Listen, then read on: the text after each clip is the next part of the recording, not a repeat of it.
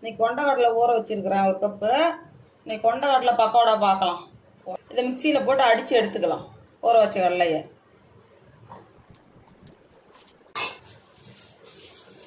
இந்த அளவு கொரகொரப்பாக அரைச்சி எடுத்துக்கோங்க. உப்பு போட்டுக்கலாம். பெருங்காயத்தூள் கொஞ்சம் போட்டுடலாம். கொஞ்சம் மிளகாத்தூள் கலருக்காக. 4 பச்சை மிளகாய் சேர்த்துடலாம். பொடியாக நறுக்கின வெங்காயம், நீட்டு வாக்கில் நறுக்கின வெங்காயம் 2 போட்டுடலாம்.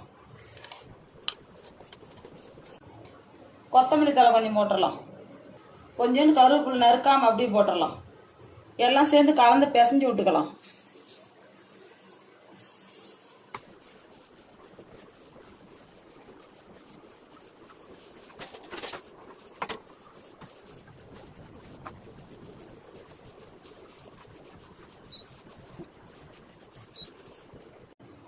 சூடாக இருக்கிற எண்ணெய் கொஞ்சம் கலந்துக்கலாம்.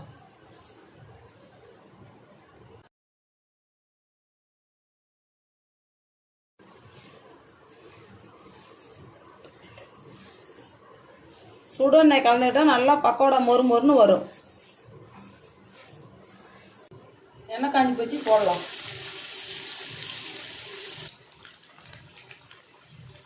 இல்லைன்னா பிரிஞ்சு போயிடும். பிடிச்சி போட்டீங்களா தான் தெரியாமல் அப்படியே நிற்கும்.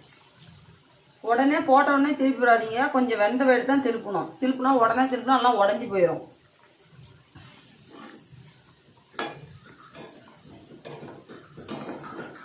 ஒரு நல்லா வெந்து போச்சு. இனிமேல் எடுத்துக்கலாம். அதை பாருங்க, பார்க்கறதுக்கு எப்படி வெந்திருக்குது. இந்த அளவுக்கு வெந்த வேட்டி எடுத்துருங்க.